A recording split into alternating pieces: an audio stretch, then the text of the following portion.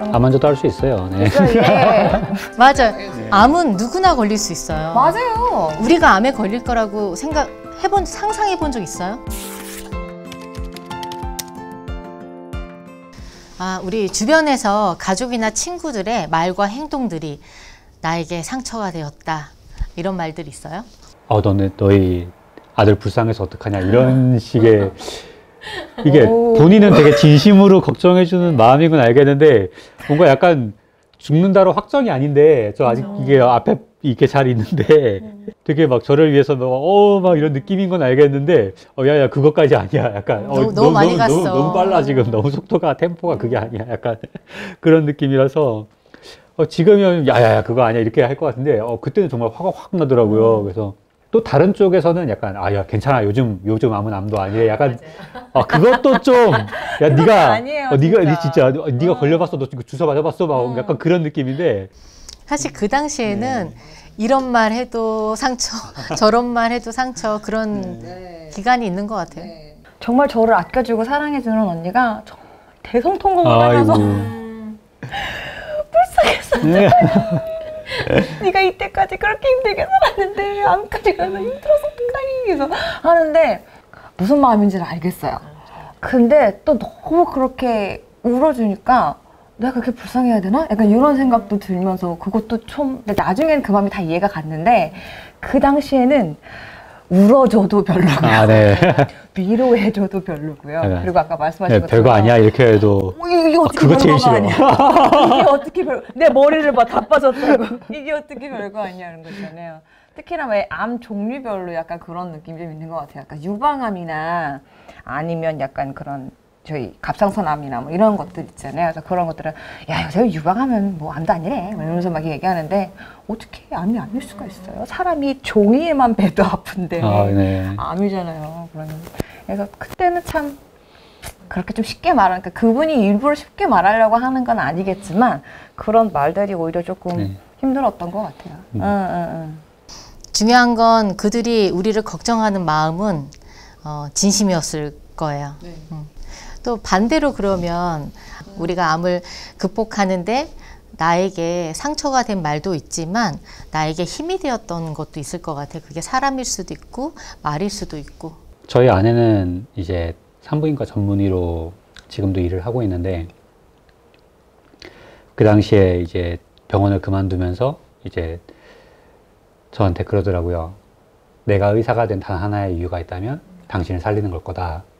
그래서 그래서 이게 항암하고 하면서 이렇게 여러 가지 막 조절 능력이 떨어져가지고 저는 그때 이제 저혈당으로 몇 번 쓰러졌거든요. 저희 아내도 물론 당황을 했겠지만 저게 정말 딱 와가지고서는 상황 보고서는 바로 이제 조치해주고 이제 하더라고요. 그러면서 나는 그래서 정말 다른 사람에 비해서 정말 이 위기를 되게 수월하게 넘기고 있고 내 옆에 이렇게 든든한 지원군이 있구나 그런 걸 정말 실감했던 순간이었습니다.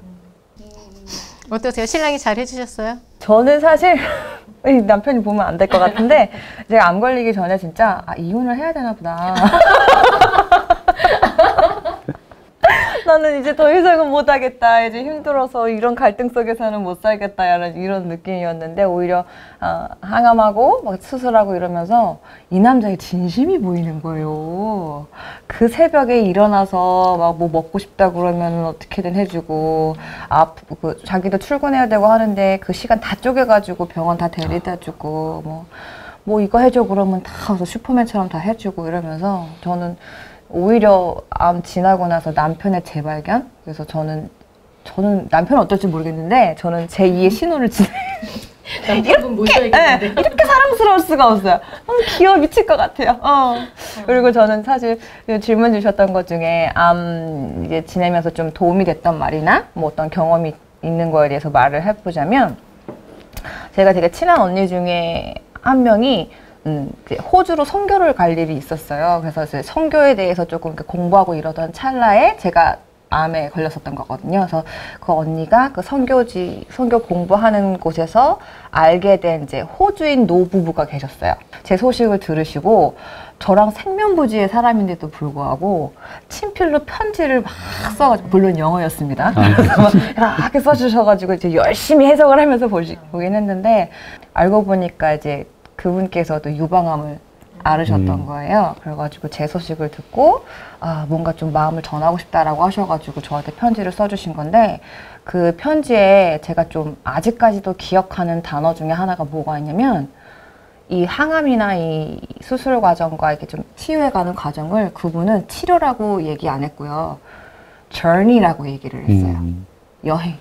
그래서 저는 그 단어가 띵 하고 맞은 것처럼, 이걸 이렇게도 바라볼 수 있어?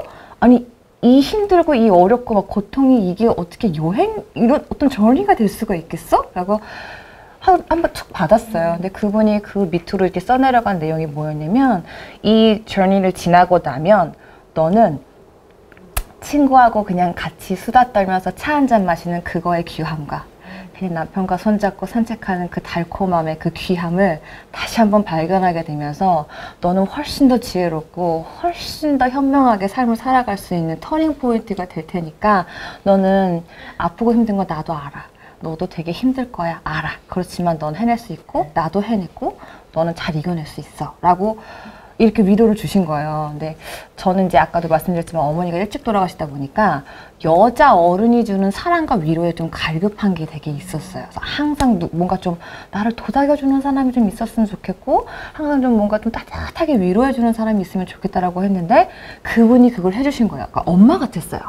그래서 그거를 받고 나서 그 다음부터 힘이 생기더라고요. 그래서 뭔가 나 잘 이겨낼 수 있겠다. 그러니까 잘 이겨낸 선배가 나한테 얘기를 해줬잖아요. 그래서 잘할 수 있겠다. 이분처럼 다시 또 건강해져서 또 행복하게 살 수 있겠다라는 그 포인트가 됐어서, 뭔가 비슷하게 암을 겪고 잘 이겨낸 사람이 건네는 그 위로는 정말 큰 동감이 될 수 있고, 그 동감이 더 깊어져서 인생의 감동이 될 수 있다라는 생각이 좀 들더라고요. 그래서 저는 제가 뭔가 좀 저의 이런 경험들이 좀 올바르게 그때처럼 그분이 저한테 해주신 것처럼 그렇게 도움이 될 수 있다면 100장이고 편지를 쓸 수 있을 것 같아요.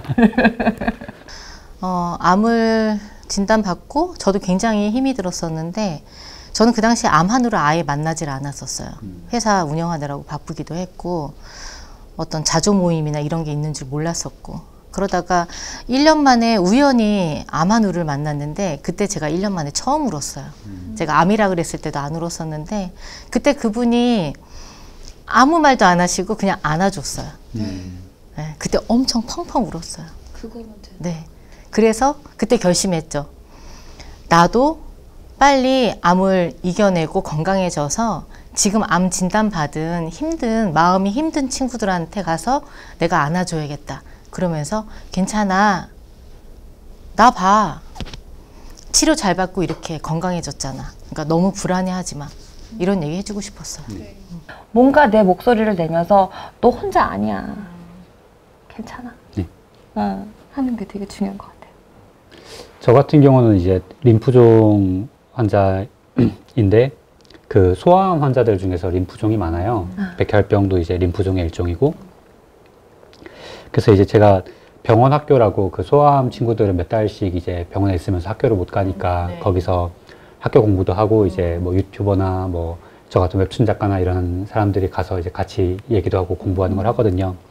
그 처음 이제 가서 친구들이랑 이렇게 있고, 거기 보호자들도 이렇게 계신데, 저도 여러분과 같은 림프종 환자인데, 불과 이제 몇 년 전까지도 저도 막 항암을 하고 이제 그런 상황이었는데, 림프종이 다른 암에 비해서 그나마 좀 상냥한 부분이 있다면 정말 완치를 기대할 수 있는 겁니다. 뭐 특별히 어떤 장기를 잘라내야 된다던가 뭐 큰 수술을 해야 되는 게 아니고, 약이 잘 들어서 정말 좋은 결과 거두면 정말 완치가 돼서 먹고 싶은 거 먹고 운동하고 싶은 거 운동하고 그냥 그 이후의 삶은 살 수 있는 거라고 이야기하면서, 제가 그렇듯이 여러분도 그럴 겁니다 이렇게 얘기를 했더니, 애들은 이렇게 그렇구나 이렇게 했었는데 뒤에 계시던 보호자분들이 다 정말 빵 이거 하셔가지고 약간 정말 막 약간 눈물바다가 돼버린 거예요. 그래서 네, 분위기가 되게. 그 부모님은 정말 네. 자기가 아팠으면 네. 아이들 대신에 그런 생각 얼마나 많이 하겠어요. 네. 이런 고백들이 진짜 귀한 것 같아요. 네. 정말 귀한 것 같아요. 자꾸 저기 눈물이 나가지고 못 하겠어요. 울컥 해가지고. 아니 괜찮아요. 네. 버서프루프거든요. 네. 아, 네. 우리가 암 진단 받으면 일단 항암하고 수술하고 병원에서 해주는 것들이 있잖아요. 그 외에 이제 심리 상담을 받았다고 하는데 이 몸과 마음을 동시에 치료를 해야 되는 거예요. 수술한 다음에 심리를 하는 게 아니라 동시에 그것도 우리가 알아서 챙기는 게 아니라 병원에서 당연히 따라오는 그런 부분이 있어야 된다고 저는 생각을 하는데 직접 찾아서 하신 거예요, 심리를? 네, 심리치료센터는 아예 그냥 별개 그냥 동네에 있는 곳을 다녔어요. 그게 의무적으로 같이 따라와야 된다고 생각을 해요. 제 생각도 그래요. 그리고 환자 본인뿐만 아니라 지금 아들이랑 같이 받으셨다고 하셨잖아요. 보호자에 대한 그런 트라우마 이런 것들도 심리적으로 다 좀 뭔가 좀 보다듬음이 필요하다고 생각이 들거든요. 저는 사실 그래서 항암 끝나고 수술 끝나고 가족 상담을 받았어요. 남편이랑은 말고 제 친정아버지, 제 남동생 뭐 이렇게 연관이 돼가지고 각 지자체에서 지원하는 심리 상담 프로그램들이 좀 있어요. 잘 찾아보면. 네. 그래서 큰 돈 들이지 않고 어떻게 좀 지원, 국가 지원 사업으로 받을 수 있는 경우들이 있는데 근데 좀 알아보면 대부분 약간 청년들 위주인 거예요. 그래서 약간 좀 청년들의 우울증이나 뭐 그런 부분에 대해서 좀 특화되어 있는데 그러니까 말씀하신 것처럼 좀 제도적으로 또 병원은 사실은 또 멀리서 다니시는 분들도 이런 분들이 많으니까 각 지자체나 뭐 이런 곳에서 암 환우나 암과 관련되어 있는 그 보호자들이 함께 받을 수 있는 그런 심리 프로그램 지원 프로그램이 있으면 너무너무 좋을 것 같아요. 보통 병원 가면은 앞에서 막 기본 대기 1시간, 2시간 기본이잖아요. 그럼 그 시간에 차라리 그렇게 뭔가 해서 거기서 얘기하고 하다가 이제 시간 됐을 때 가고 그렇게 하면 그런 분도 되게 좋을 것 같아요. 네, 만약에 할 수 있다면. 네. 그래서 누구나 암은 걸릴 수 있고 그게 내 동료일 수도 있고 내 친구일 수 있고 가족일 수 있고 그게 나일 수도 있어요. 그러니까 나라고 생각하고 주변에 암 걸린 친구들을 도와주셔야 돼요. 암을 좀 이겨낸 사람들이 이렇게 멋지게 살았으면 좋겠어요. 그래서 저는 그 암을 저는 개인적으로는 상처로 남겨놓지 않고 훈장으로 사용할 예정이거든요. 훈장 괜찮은데요? 네. 그래서 저는 그런 생각을 좀 많이 했어요. 저는 사실 평범이란 범주 안에 좀 못 있었던 사람이거든요. 여러 가지 힘든 것들 때문에. 그래서 보통이라는 범주 안에 들지 못해서 그럼 나는 왜 평범하고 보통이 되지 못했을까라고 생각을 해봤더니 제가 너무 특별해서. 그래서 저는 그래서 특별하게 살 예정이에요. 네. 살고 있고. 암을 뭔가 멋지게 이겨낸 사람들의 이야기가 많이 들려야 되는 것 같아요. 그래서 저는 제 삶을 위해서도 멋지게 살려고 하지만 또 다른 암 환자들을 위해서 저 사람은 암 걸렸어도 이렇게나 하네? 이렇게도 해내네? 저것도 할 수 있어? 괜찮네. 이렇게 보여주고 싶은 마음도 꽤 커요. 멋지게 다 이겨내야 되고. 우리가 개개인적으로 이렇게 유튜브에 나와서 방송을 하고 인스타를 하고 이렇게 노력하는 것도 중요하지만 사실 저는 그 매체가 제일 중요하다고 생각을 해요. 미디어에서 암 환자를 어떻게 다루느냐. 제가 몇 년 전에 한 프로에서 암 환자 이야기가 나왔는데 앞부분 너무 재밌는 거예요. 너무 잘 살고 있어요. 근데 맨 마지막에는 장례식장에서 끝내더라고요. 그걸 보고 암 환우 입장에서 굉장히 제가 힘들었고 또 특히 영화나 드라마에서 암 환우가 항상 마지막에 죽잖아요. 그때 암에 걸리기 전에는 그게 그냥 슬펐는데 지금은 그게 두려움으로 다가오더라고요. 그래서 3명 중에 1명이 암 환자라고 하잖아요. 그런데 너무 암 환자에 대한 배려 없이 그리고 나쁜 편견을 갖게 하는 그런 미디어, 매체들이 좀 더 좋은 쪽으로 그런 게 해주셨으면 좋겠다는 생각을 합니다. 김은수 작가님 부탁드립니다. 아니 이게 진짜 작가님, 여기 계시네요. 제가 열심히 그 작품 써보도록 하겠습니다. 맞아요. 근데 그게 진짜 엄청 중요한 거예요. 네. 걱정 마세요. 저에게는 닥터그님이 계십니다. 네. 네. 이런 것도 했으면 좋겠어요. 거기 등장하는 모든 주인공이 모든 지나가는 사람까지 다 암 환자인 거야.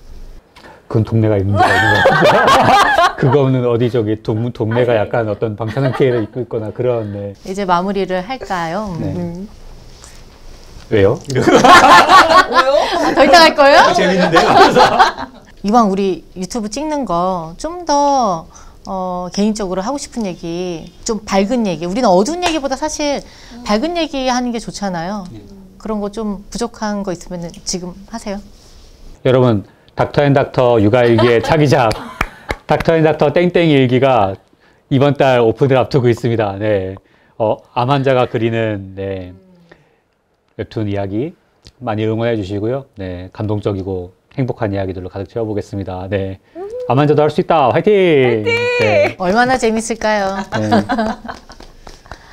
네, 이렇게 암과 함께 잘 살고 있는 우리 히어로즈의 이야기가 지금 암을 겪고 있는 분들뿐만 아니라 다른 많은 분들에게도 도움이 될 것 같습니다.